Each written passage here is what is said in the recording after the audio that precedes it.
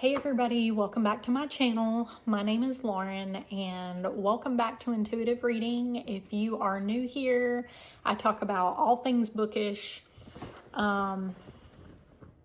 This is real life. Anyway, so today we are going to talk about my day yesterday. Yesterday was November 15th and I went on some adventures. In my previous video, I talked about going to a cookbook signing that is not far from me. It was a little bit of a day trip, but not far.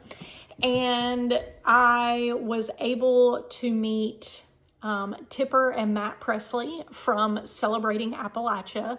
Please go check out their channel if you have not. I love watching their channel as well as their daughters. They have twin daughters who also have a channel. They are the Presley girls. So I will link all of their channels down below. Please go check them out. I love watching their way of life in Appalachia. They always talk about interesting things on their channel. So please go check them out. I highly recommend them. So I went to the book signing and got Tipper's cookbook, and this is called Celebrating Southern Appalachian Food. And this she co-authored with Jim Cassada, and it's just recipes and stories from mountain kitchens. So as a lot of you know, I have family from Western North Carolina, and the culture and way of life up there is something that I feel is really important to be preserved. Tipper often talks a lot about the different sayings and phrases that they use in that area that are common for that area. And a lot of the phrases and words that they use are words and phrases that I grew up hearing from my grandparents and my family. So their channel really gives me just such a comforting feeling because it reminds me a lot of my grandparents. My grandmother, my mom's mom, she did pass away actually this past Wednesday. And she had cancer, and so I'm very grateful that she is no longer suffering with that. She did know the Lord, so I know she is with Jesus, which is very comforting. So, but her and my grandfather passed a couple years ago, but they were both born and raised in Western North Carolina. And so their channel really reminds me of them, and it's just so comforting because we visited a lot of family that lived in the mountains when I was younger. We would have family reunions and all of that. So that area is near and dear to my heart. But I am really looking forward to getting into this cookbook. I have more recently gotten into cooking and things like that. And it's funny, there are two recipes in here that I'm really interested in trying. So one of the recipes is for chocolate gravy. And it's funny because the group chat that I have with the Southern Charm Readathon girls, we recently talked about chocolate gravy, and some of us did not know what that was or had never heard of it. So it's funny that it was in this cookbook because we had just talked about that. So I was like, I'm definitely going to have to try that. And then another recipe that I found in here last night when I was looking at it is a recipe for fried green tomatoes. Now, aside from my love for that movie, that is something that I want to try because I do actually have some tomatoes from a neighbor of mine, and they are green. So anyway, that was super fun. That signing was super fun, and I'll show you, she did sign the book. And So if you are interested in Appalachian culture, or you are interested in cooking and just love to cook, please pick up this book. There are some really great things in here. It also has an index of, or a glossary of Southern Appalachian food terms, which I absolutely love, because a lot of these my grandparents used when I was growing up. So a few of the words, my grandmother always used to can food, which is a big thing in the Appalachian culture, to can and preserve food. And so that is something she did when I was younger. I kind of wish now I'd had her teach me how to do it, because that's something that, you know, people just don't typically do anymore. But she used to can foods a lot when I was younger, and pickling foods as well. She used to make her own pickles and, you know, pickle different foods and things like that. But one of the things it talks about in here is cat head biscuits. And I grew up with my family talking about cat head biscuits, and my grandma would talk about how her mom used to make cat head biscuits. So cat head biscuits are a large biscuit equivalent in size to the head of a cat. A biscuit cut from dough using the open end of a tin can. So that is something that I was familiar with. Okay, so look is one. Typically what my grandma would say is, I'm gonna look these beans. So what that means is to check a foodstuff, such as dried beans, carefully to remove unwanted particles. So what we would do a lot of times is with like snap peas, we would go through the peas, we would string them, but we would look them over too, to like cut out the bad places, if there were any bad places in it. A mess. Yeah. So that means a hearty serving or servings, an adequate quantity for the meal. We had a mess of turnip greens and pone of cornbread for supper. So my mama would say a lot of times, we had a mess of fish, or we had a mess of beans, or something like that. So that is one that I'm very familiar with. Smidgen. Smidgen is one I've heard before. A smidgen is just a small amount, synonym for pinch. So just a smidgen of salt or a smidgen of pepper. I didn't know supper was a Appalachian term. The evening meal. A tad, a small amount. I use tad a lot, just a tad.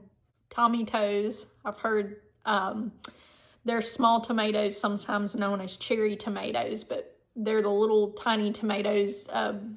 I've heard them called Tommy toes before. Victuals, victuals or foodstuffs. Victuals, yeah, I've heard of that. Yardbird, I've heard of that too. Anyway, so really interesting, and I am really looking forward to using this. I know it'll be great. Highly recommend this. Christmas is coming up. It would make a great gift. I actually got my mom one, and I know she's going to enjoy it. So anyway, I also wanted to talk about something else that I feel is really important. So Matt and Tipper's daughters have talked on their channel a lot about the victims of Hurricane Helene. And I know that that happened about a year ago, and it devastated parts of that area up there in Western North Carolina. And the victims up there are still having a really hard time. It's going to take them a long time to rebuild up there. There are still people living in tents. There are families up there that have nothing. They lost everything and they have nothing. There are people up there who live in areas where the roads washed away. They have no way to get out and get food or supplies or any of that, People are having to take in supplies to them. So that area is still just devastated, and it's going to take a long time to rebuild it. There are a lot of organizations, local organizations up there, as well as other parts of North Carolina and really other states as well, that have been helping out with the relief efforts. And they are still in need of so much up there. And winter is coming again. And these people still, are struggling. They don't have, anything. So I am going to include one of their videos from Katie and Corey's channel, that is Tipper and Matt's daughters. They have a channel called the Presley Girls, and that is their channel, and they have talked a lot about the Hurricane Helene efforts. And if you feel led to donate, it would be greatly, greatly appreciated. I know that everything they get is used. They have some links in that video if you would like to donate that are legit resources. And so if you feel led to do that, it would be greatly appreciated. I made a donation in honor of my Mama's memory, my Mama that just passed. I don't want them to be forgotten about, the victims of Hurricane Helene. I don't want them to be forgotten about, because it's still so important. That just hits really close to home for me, and I just felt like it was important to share that. But yes, I was so grateful for the opportunity to meet both Tipper and Matt. They are such nice people, and they are Christians. And I just really love that they share their Appalachian culture and heritage with the rest of us. Okay, so now I want to talk about the Henry River Mill Village that I went to visit yesterday. I wasn't sure if I was going to get to do that or not, and it was only 20 minutes away from where the book signing was, so I figured, why not? I was already out there, and it's somewhere I've been wanting to visit for a while, because it was a filming location for the first Hunger Games movie. It is where some of the scenes were filmed for District 12, the village scenes, Katniss's house, a lot of the scenes from the beginning of the film. Now, the reaping scene was not filmed there. That is actually at a different location in North Carolina. A lot of the District 12 scenes were filmed at the Henry River Mill Village. And if you're a history nerd like me and you love history, this was such an interesting place to visit, because I learned so much about the history of this village, and it was just amazing. I mean, aside from the Hunger Games connection, if you're new here, I'm a huge Hunger Games fan. Ever since I read the first book years ago, I think I read the first book in like 2012, and I've been a huge fan ever since. And I have been to Brevard, to Pisgah National Forest, to some of the filming location up there. Triple Falls is one of the locations that they filmed up there, and I was able to visit there. And so Henry River Mill Village being so close to me, I was like, I gotta go. I wanted to film this introduction because I feel like it's so important to know some of that history before you see the actual place itself. And I wish I had done more research before I actually went to see it. And I wish I had watched the first Hunger Games movie to kind of refresh my memory on some of the locations, but it was still a highly enjoyable trip. Now, some of this may be a little repetitive. In the clips that I took, I tried to go back while editing and add some information that I felt like was helpful. But I don't talk a lot about the history in the clips because I didn't know a whole lot going into it. Now, when I was done touring the village, I did talk with the owner. They do give a little bit of a kind of a 15-minute presentation on a little bit of the history, which I wish I had done that before I actually toured the village, but you know, it's fine. The tour guide there was really nice. He was super open to answering questions. He was very knowledgeable, obviously, about the area, not only with the filming of the Hunger Games, but also the, you know, the history of the village in general. So I want to give some of the history and also kind of tell you a little bit about some of those filming locations as well. I also got a book about Henry River Mill Village, and I have a lot of these books actually. These are called Images of America, and so I wanted to read the back of this. It gives some of the history, and I'm super excited to read this. I think this will have a lot of great information in it. So this says, in 1904, the building of a planned community began, and the Henry River Manufacturing Company started producing fine cotton yarns in 1905. In its time, Henry River Mill Village was a completely self-sustained town. It operated under its own currency, generated its own electricity, and churned its own moonshine.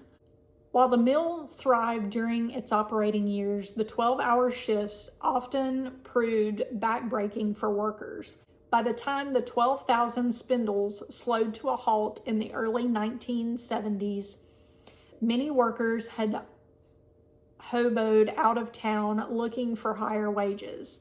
The mill itself burned down in 1977, but the two-story company store and many of the workers' houses remain, creating an eerie silhouette and serving as inspiration to both artists and filmmakers. Writer Nicole Callahan, whose grandmother grew up on the hill, combines forces with longtime Henry River resident Ruby Young Keller to create this compelling account of a mill village turned ghost town turned Hollywood movie set.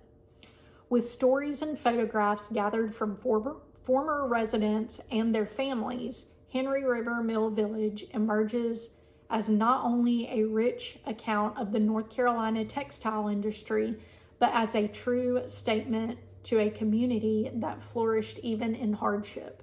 The Images of America series celebrates the history of neighborhoods, towns, and cities across the country. Using archival photographs, each title presents the distinctive stories from the past that shape the character of the community today. So, yeah, I think this is going to be good, and I'm super excited about it. I wrote down a few facts and things that I learned while I was there. Some of this may be repetitive, but I'm also going to link in the description the website for Henry River Mill Village. Please go check that out if you're interested. I highly recommend visiting there if you ever get the opportunity to go, because it's really interesting. And they, the owners now are a not-for-profit organization. Their mission is to restore the village, and a lot of the houses, they are making bed and breakfasts, so you can actually go stay there. And the company store, which was the bakery in the Hunger Games films, it was the company store back when the village was operating. They're actually going to make that into a restaurant. So I thought that was pretty neat as well. But they do all kinds of events there. They do weddings, they do birthday parties, they do family reunions, different things like that. And they actually have movie nights where you can go and watch the Hunger Games there. So pretty interesting stuff. And on their website, they have the hours of operation and things like that. So to visit, it's only $20 for admission. I think the ticket price is like $18, but you get to walk the grounds of all of the houses. Now, they do ask that you do not go inside any of the houses except for the house that they used to film Katniss's house. The house they used for filming that, you can go in because it is structurally sound. They did actually redo the foundation for that house so that it was safe for the actors to be in there. But all of the other houses, as you will see in the footage, are not structurally sound. You know, there are roofs falling in, you know, there are floorboards missing, just very unsafe. So they did ask that you not go in any of the houses. Now, you could look inside windows and you could pretty much go wherever you wanted to. They do have signs posted for no trespassing, but those were like from a previous owner. They said you could go, you know, explore wherever, just to be respectful. You know, obviously there's been some vandalism, which you will be able to see as well. Some, you know, spray painted walls, things like that. The property was abandoned for a while. You know, it has gone through some different hands with ownership, but the current owners are hoping to really preserve what is there and to restore some of those buildings, which is really awesome. So they currently have about 32 homes in the village that are, you know, still there. You know, it's interesting. I asked the guy, I said, the tour guide, I said, you know, why was Henry River Mill Village only used in the first Hunger Games and it's not in the other movies? And he said it was because during filming, the production crew actually blew up one of the houses and they did not get permission to do that beforehand. And the owner was none too happy about them blowing up one of the houses without permission. So, you know, that kind of caused a rift. And so, they did not film any of the other films at that location. So, fun fact, you'll see, and I tried to add a note as well, while I was inside Katniss's house. When you first come in, there is a bedroom that they made for the movie. There are stairs to the right where you see Katniss come down. You're not allowed to go up there now. And there was a wall that separated that part of the house from the other part of the house where they now have like a couch and things like that. You'll see it in the clip. But there was a wall there that they actually took down and it separated the house because the houses were actually duplexes when people lived there. There were multiple families living in one of those houses. And the stairs that Katniss comes down, those stairs actually would have gone up to bedrooms. So the bedroom that they made for Katniss and Primrose actually was not originally a bedroom. It was probably something like a kitchen, but you would have actually slept upstairs in that house. So I thought that was really interesting. And then in that house, you will also see at the far left, the far back of the house to the left, where there is like an ironing board, and then there's like kind of like cabinets with, you know, things on it, and there's the couches in the back. To the left of the couch, you'll see actually on the wall where the wall is two different colors. So like part of it's painted white and then the other part is, kind of, kind of colorless. It's just wooden. Back in that area, there was actually a set of stairs so that like when the house was divided with that wall, both sides had sets of stairs that went up. So I thought that was really interesting, but they took those stairs out for the movie. So anyway, just some kind of fun facts there, and things that I learned after I actually went into the house. So I did not know that beforehand. So back when the mill was actively producing yarn, there were no child labor laws during that time. So the children, as young as 8 years old, a lot of times, were going to work with their parents 6 days a week. And they worked 12 to 15 hour shifts. So, think about that. That's horrible. But then, once child labor laws went into effect, they no longer did that. They actually built a school there at one point in the village. It is no longer there, but at one time they did have a school. The school did burn down as well as the mill itself. The only thing that's left of the mill there now is the structure where they used to receive in the cotton, and where they first received it in is where they actually filmed the Hobbs scenes. So when Katniss gets her pin, that those scenes were filmed there, and that is also there's footage of that as well. Now, I will say I did not get any footage of the dam where there are some scenes in the Hunger Games where Katniss is at the dam. That was kind of farther on back where the Hobb scenes were filmed. It's farther back, and it's in a heavily wooded area and all of that. And I did not want to walk back there.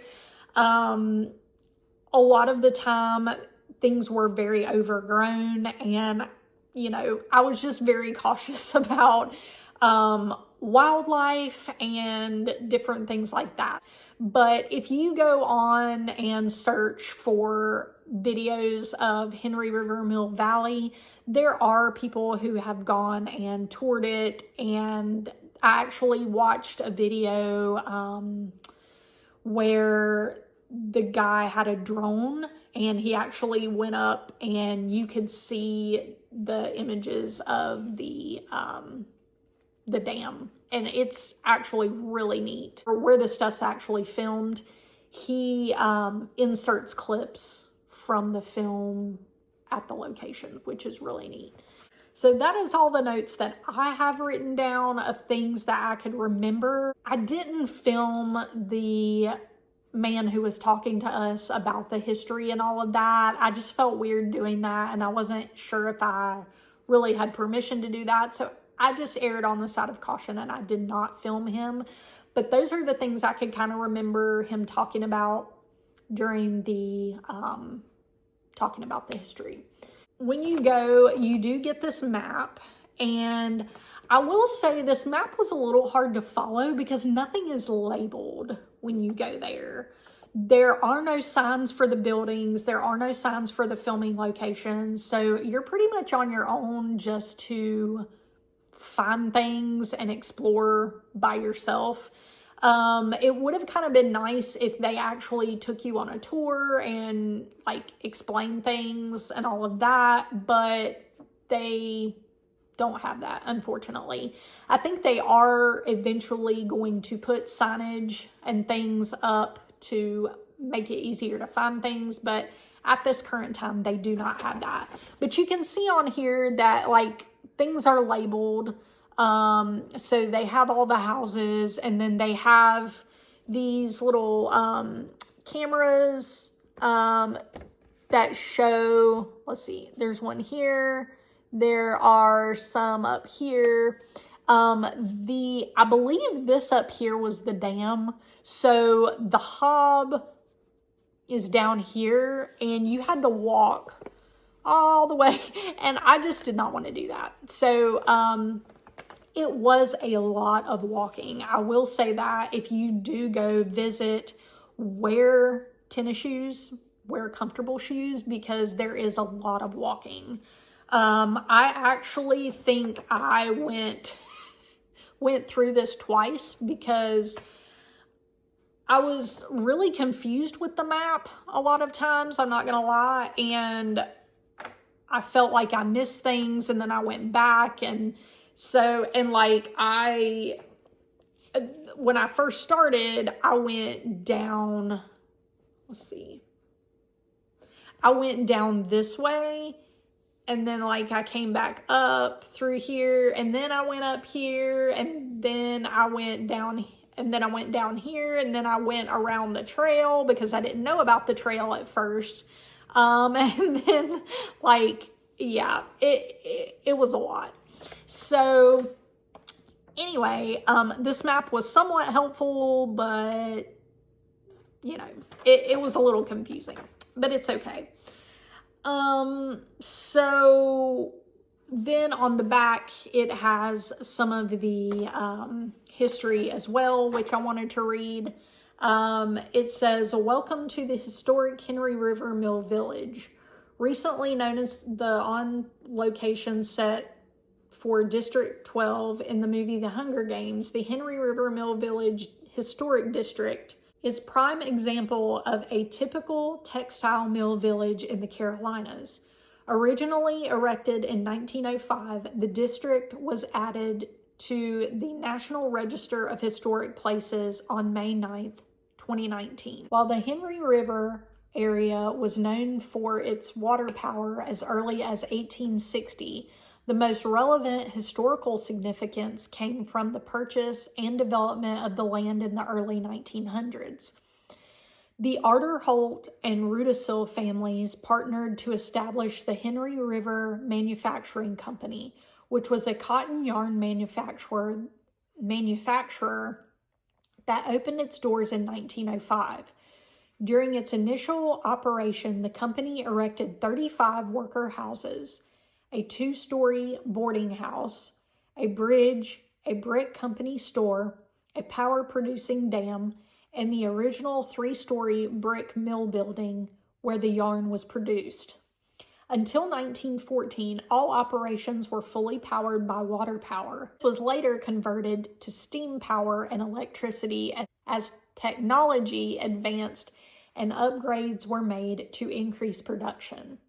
By 1963, the company had tripled its initial production from 1905, but due to economic pressure from overseas, the textile industry had already begun a hard downward spiral until the mill ceased operations shortly after.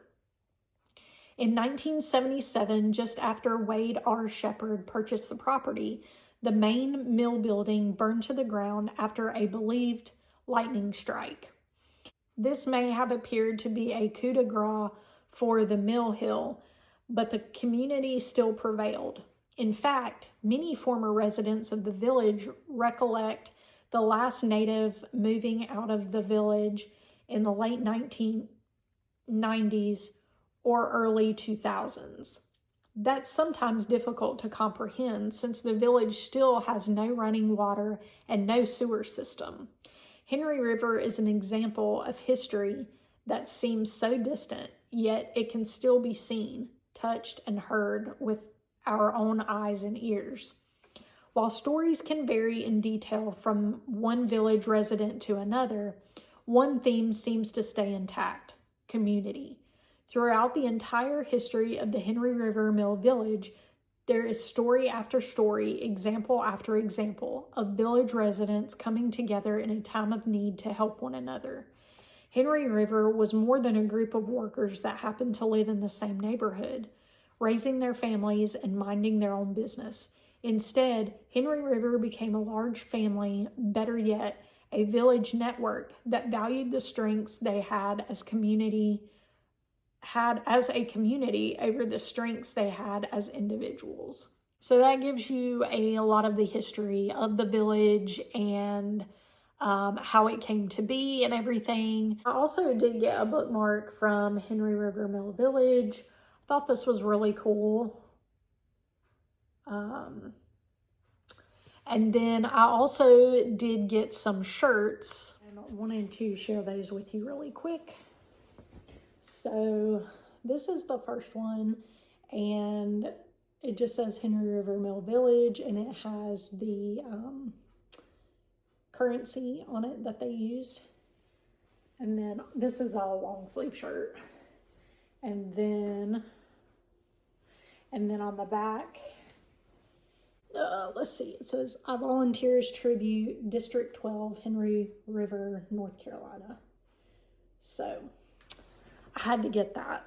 And then I got another one that is just this blue color. This is a short sleeve, because you need both short and long sleeve here in the South, because you never know what the weather's going to be like. So here's this one. Has the same thing. I love how the front is just kind of plain.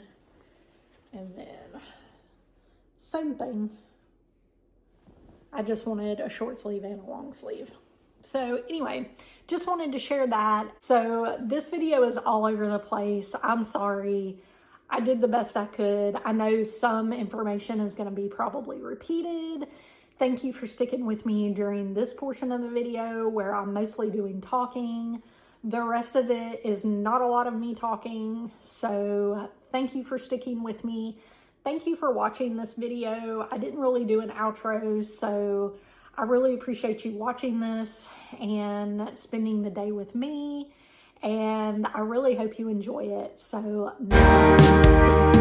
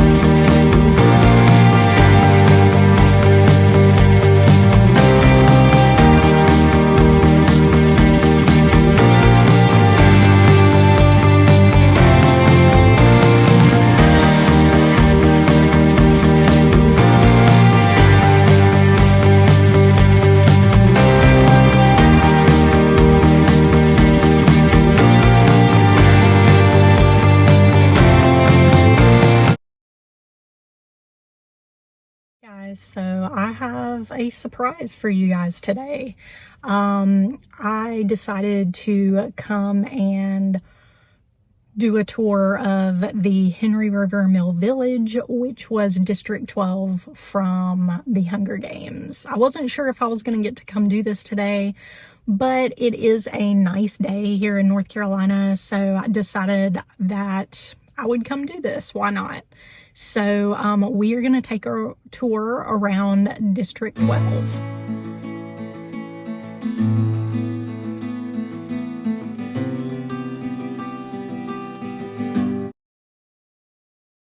So this is obviously the bakery from the film, Peta's Bakery.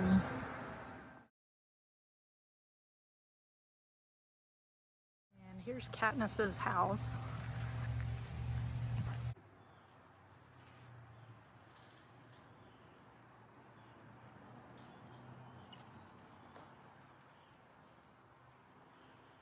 This is inside Katniss's house.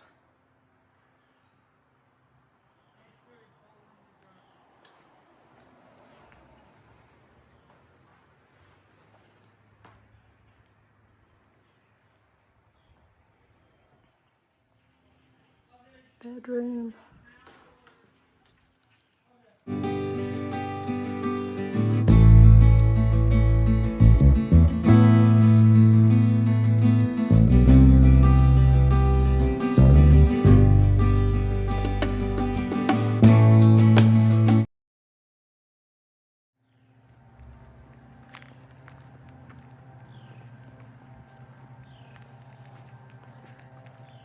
Walk down here a little bit, see what else we can find.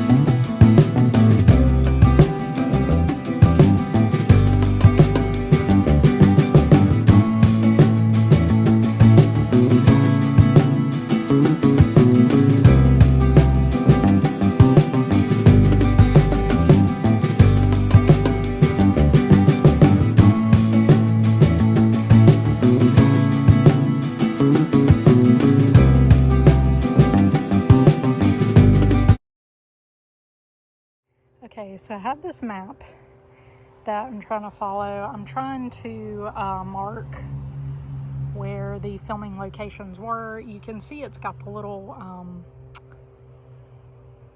you know, cameras, movie cameras. So I'm taking this trail. So we're on this trail right here. Taking that down, and it's supposed to take me out where they filmed the Hobbs scenes. So we'll see what happens, but I'm just gonna kind of keep rolling.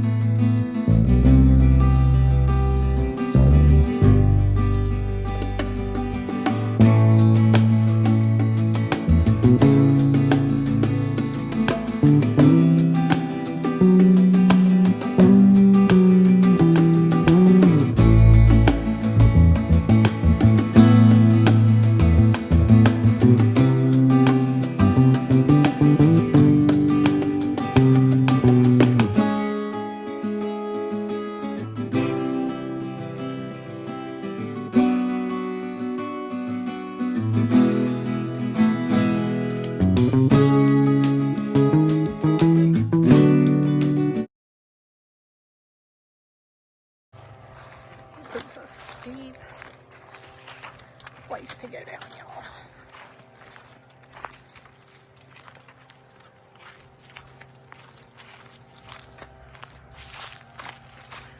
This looks very Hunger Games-esque.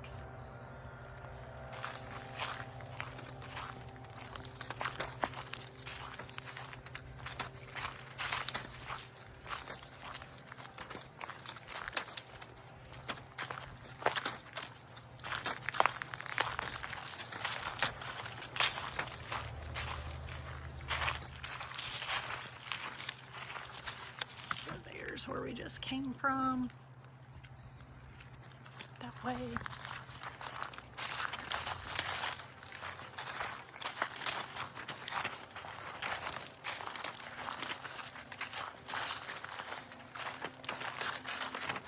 Sorry, I know it's not a steady, I'm not steady with this camera, but it's hard to walk and film at the same time.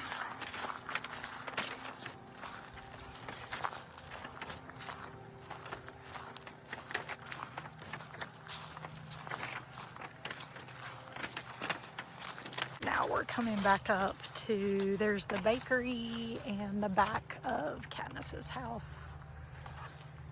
So we're back up where all this is.